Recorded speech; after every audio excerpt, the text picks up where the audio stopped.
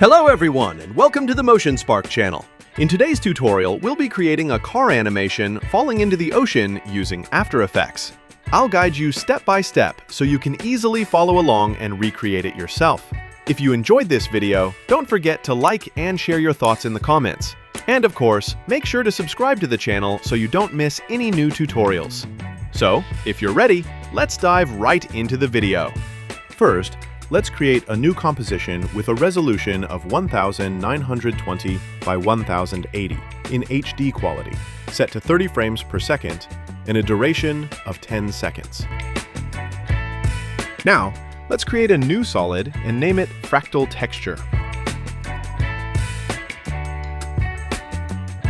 Set the dimensions to 2000 by 2000. The color doesn't matter, and then click OK to create the solid.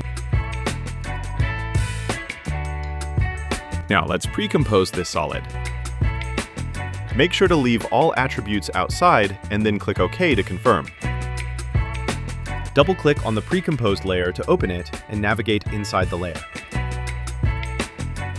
In the Effects and Presets panel, find the Fractal Noise effect and apply it to our solid layer.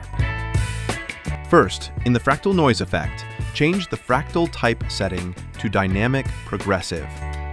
Now, open the transform settings and reduce the scale value. Next, open the sub-settings section and set the subscaling value to 70. Finally, activate the invert option at the top. This will give our fractal a cooler look. Now, let's create an evolution animation. Instead of adding keyframes, hold down the Alt key on your keyboard and click on the evolution property. In the expression field that appears, type time times 200. This way, the animation will continuously animate by itself. Here, I want the water to flow downward. For that, let's go to the transform settings. Add a keyframe to the offset turbulence property. Then move 6 seconds forward in the timeline and drag the offset value downward. This automatically creates the second keyframe. Since our animation completes in 6 seconds, the downward movement stops after that and doesn't continue. To fix this, hold down the Alt key and click on the Offset Turbulence property. In the expression field that opens, type Loop Out Offset. This way, the movement will keep looping throughout the entire animation.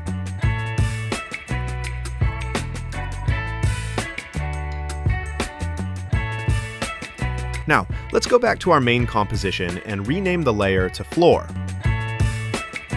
Next, convert the floor layer into a 3D layer. If you don't see the 3D cube icon, simply click on Toggle Switches/Modes to change the view mode, and the option will appear for you as well. Now, press the R key on your keyboard to open the rotation settings of the floor layer and rotate it -90 degrees on the X-axis. Next, move the layer downward and increase its scale value.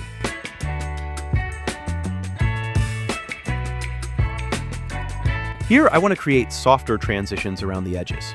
To do this, with the floor layer selected, choose the Ellipse tool and double-click on it. This will automatically apply an oval mask to the layer. Now, I'll open the mask settings and set the mask expansion value to -200, pulling the mask inward. Then, I'll set the mask feather to 450, which adds a smooth transition to the edges of the mask, giving us a much nicer and more polished look. Now, using the position property, I'll move the layer further away on the Y-axis. And yes, that looks perfect. Really nice. Now, to achieve more caustics effect, I'll add a vector blur effect here.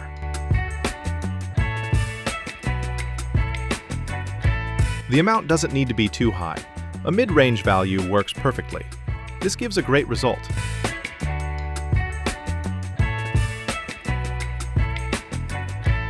Now, I'm creating a new solid layer for the watercolor and naming it BG Color. I check the Make Comp Size option. This will make the solid match the composition size. Here, I'm setting the solid color to a dark bluish tone.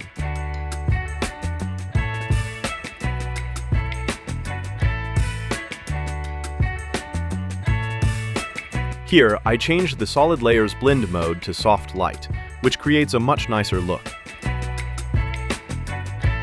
Then, I convert the solid into a 3D layer. With the layer selected, I press P on the keyboard to open the position settings and move it backward on the Y-axis, placing it right behind the floor layer. Finally, I increase the scale value so it matches the composition size.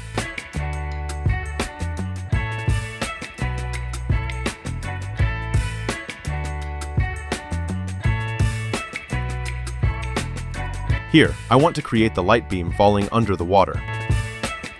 For this, I duplicate the floor layer and move the duplicated layer to the very top. Since the layer appears black, I place it into a pre-composition.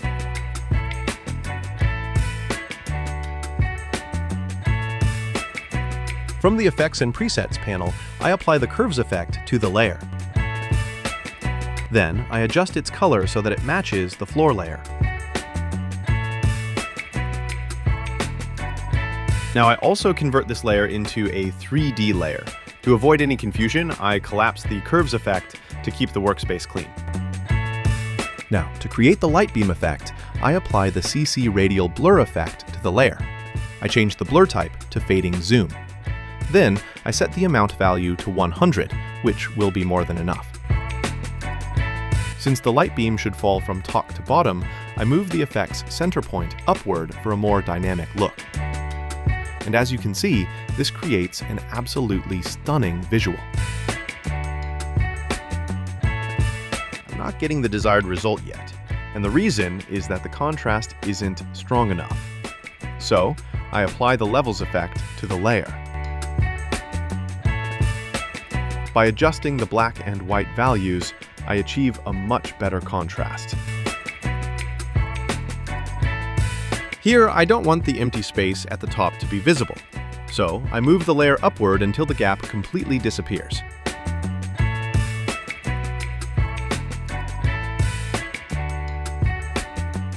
To make the animation more realistic, I'm going to add a dust particles effect under the water. For this, I create a new solid in the scene and name it Form. Then, from the Effects panel, I apply the Form effect to this solid. Now, I click on the Designer panel to open the Form interface. To animate the particles, I enable the Camera option. This allows us to move the particles in 3D space, side to side. Next, I change the particle type to Cloudlet. From here on, there are no exact values for the adjustments. I simply fine-tune them by eye. You can follow the settings I'm using, or adjust them freely to match your own scene. At this stage, I'm making all adjustments by eye. The better you tweak the settings, the better the result will be. But for now, there's no need for perfection.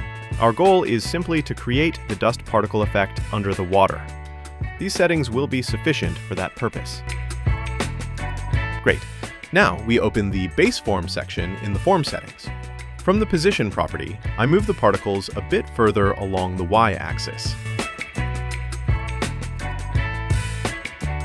Next, I open the Particle settings. First, I increase the particle scale and set it to match the composition size. Then, I adjust the opacity by eye, creating a more natural appearance.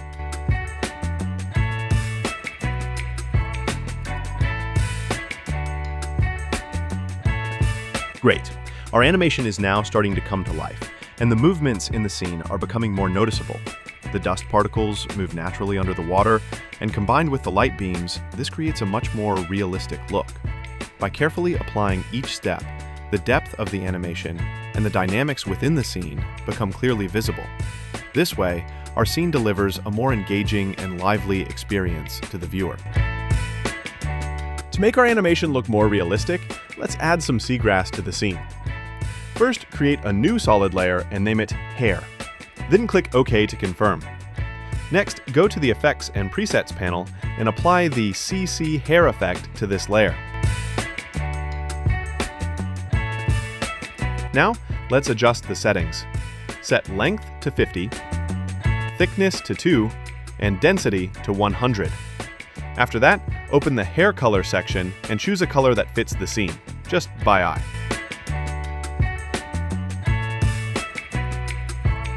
Once that's done, move the hair layer downward and adjust its position so it sits nicely on the ground.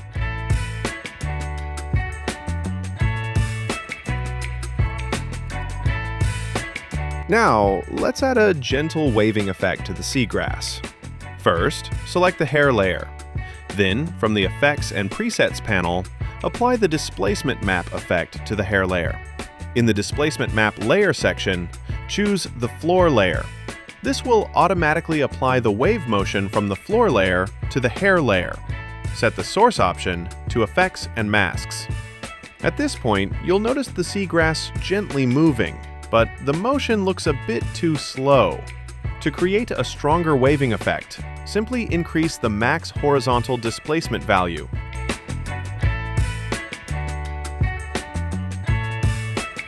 After applying the effects, I made a short preview render, and the scene looked amazing. The gentle movement of the seagrass really brought the animation to life. Now, let's drag and drop our car model into the workspace. In the settings that appear, make sure Make Comp Size is checked. This will automatically scale the car to fit the composition size. Finally, click OK, and the car is now added to our scene. Now, let's use the 3D Transform gizmo to perfectly align our car with the scene. As you can see, we're adjusting the angle and fitting it right into place. Next, press P to open the position settings, and move the car slightly backward along the Y-axis. Then, hold down Shift and press S to open the scale settings, and reduce the car's size to match the scene. And there we go. The car sits perfectly in place, looking great. Here, I'm moving the car upward. Now, let's create a falling animation for the car. At the very first frame, add a keyframe to the position property. Then, move to the last frame and drag the car downward.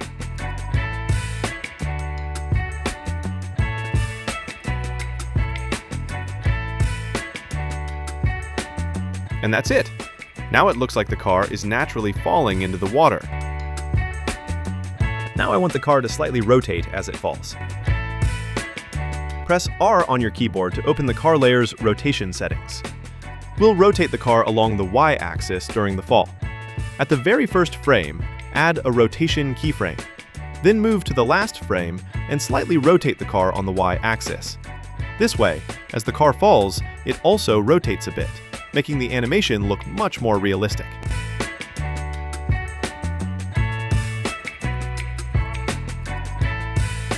Now, let's add a water reflection to the background of our scene.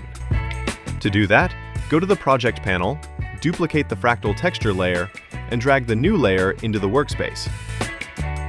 Here, I only want the wave motion, without any downward movement. To do this, double-click the composition layer to enter its contents. Press U on the keyboard to reveal the existing keyframes. To remove the previously applied expression, hold down Alt and click on the keyframe once. This will remove the expression. Then, click the keyframe icon once more to delete the keyframe completely. Now, only the wave animation remains, giving the scene exactly the effect we want. Now, let's go back to the main workspace. Set the layer's blending mode to soft light. Press T to open the opacity settings and set the value to 15.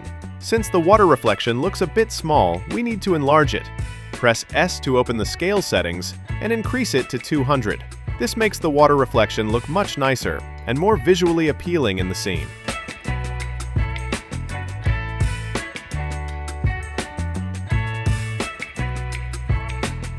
Now, let's add a light to our scene.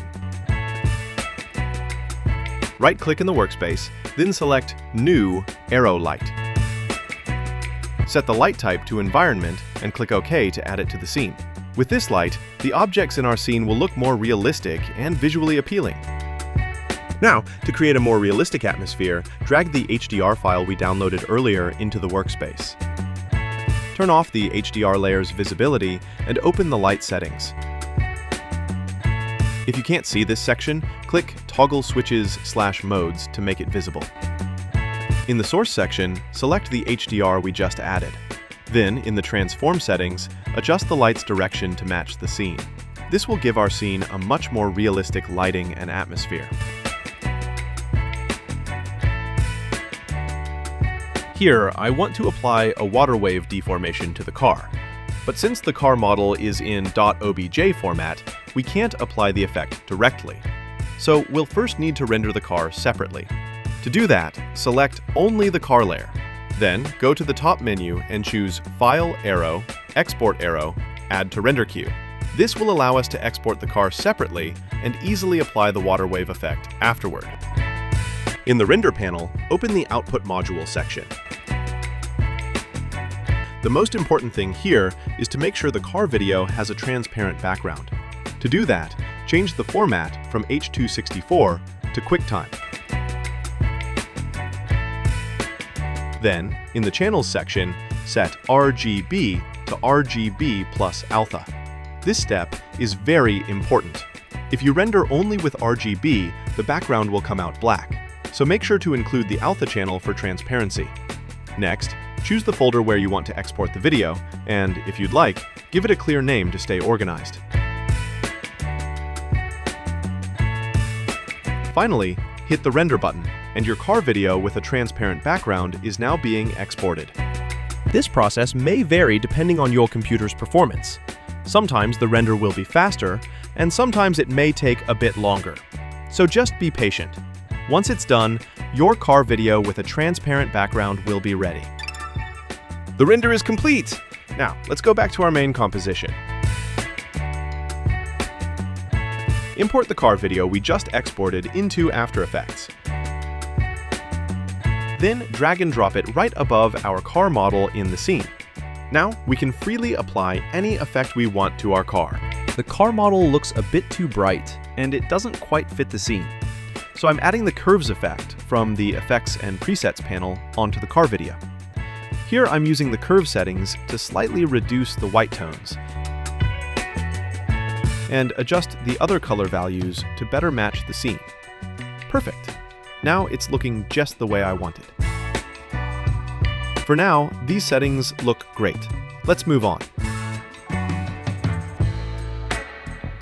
Now, let's add a water ripple deformation to our car model. To do that, I'm applying the displacement map effect from the Effects and Presets panel onto the car video we exported earlier. Next, in the displacement map settings, I'm setting the displacement map layer to floor and changing the source option to effects and masks. Now, we can clearly see the wave effect from the floor layer being applied to the car model. If we zoom in a bit, we can notice the deformation much more clearly. Now, I'm keeping only the car layer active and disabling all the others. Since the preview quality is set to full, the playback starts to lag a bit during pre-render. So I'm switching it from full to half. The image quality drops slightly, but this way the computer can play it smoothly. Looks great! By doing this, we can clearly see that the result feels much more realistic. Remember, the more attention you pay to these small details, the more professional your work will look.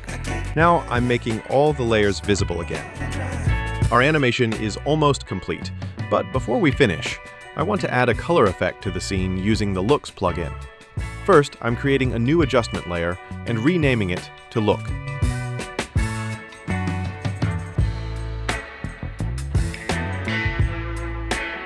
Then, from the Effects and Presets panel, I'm applying the Look effect onto this layer.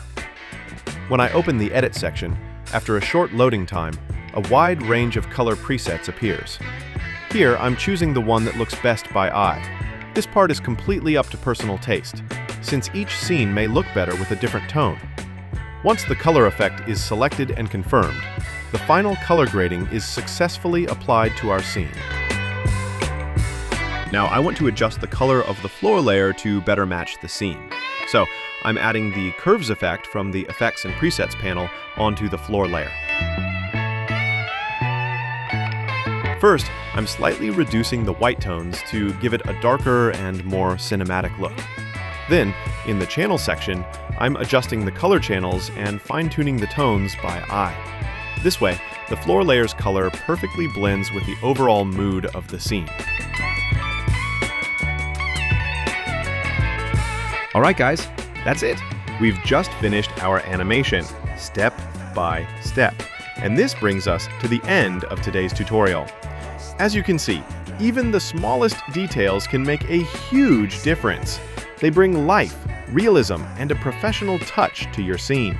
Now, let's take a quick preview and see how our final animation turned out. I hope this video was both helpful and inspiring for you. Remember, the more attention you pay to the small details, the more powerful and realistic your final result will be. If you enjoyed this video, make sure to leave a like, share your thoughts in the comments, and subscribe to the channel so you don't miss the upcoming tutorials. I'll be posting more After Effects and animation lessons every week, so your support, likes, and comments really help this channel grow. Thanks so much for watching. I'll see you in the next tutorial. Take care, stay creative, and keep animating.